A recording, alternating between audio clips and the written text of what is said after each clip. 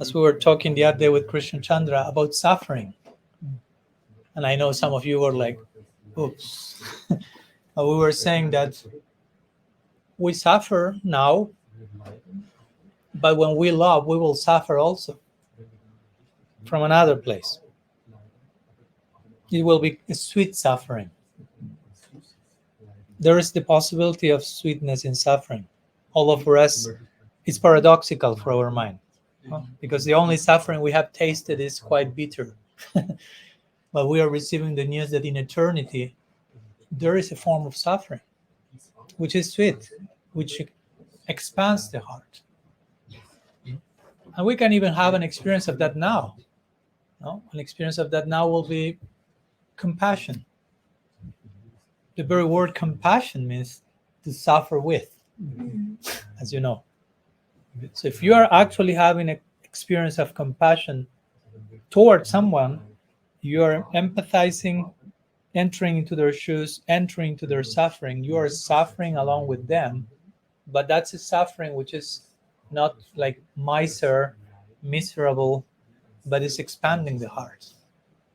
You are suffering, but you are loving at the same time.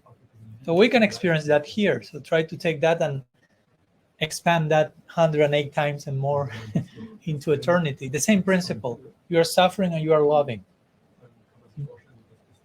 You follow my point? It's like if you are experiencing deep compassion for someone and you are with them and crying, and I come and tell you, don't suffer, stop suffering, be happy, come with me, I'll take you to a party or something.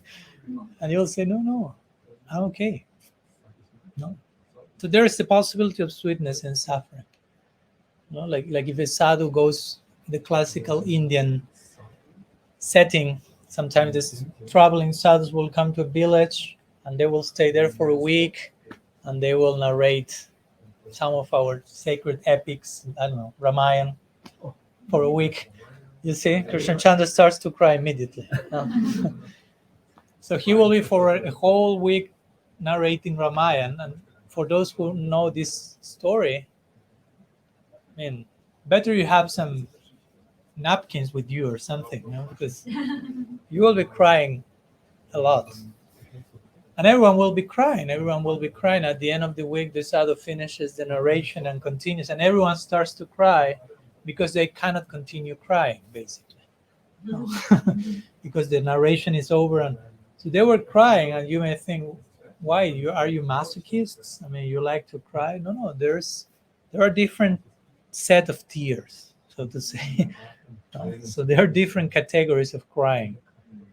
As Srila Prabhupada will say, you can lament for that which is not worthy of lamentation.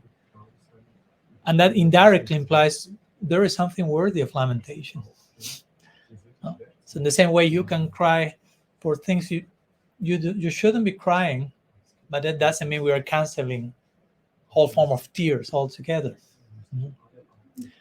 So all this to make the point that you can be loving and you can be suffering. And technically speaking, the more you love, yes, the more you suffer. But again, it's a suffering in the context of love.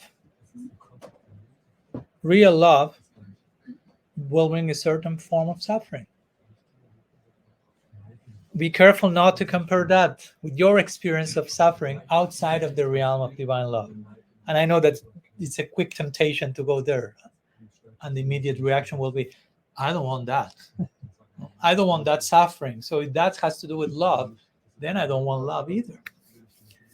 And that's, of course, that will be a problem if you get to that conclusion.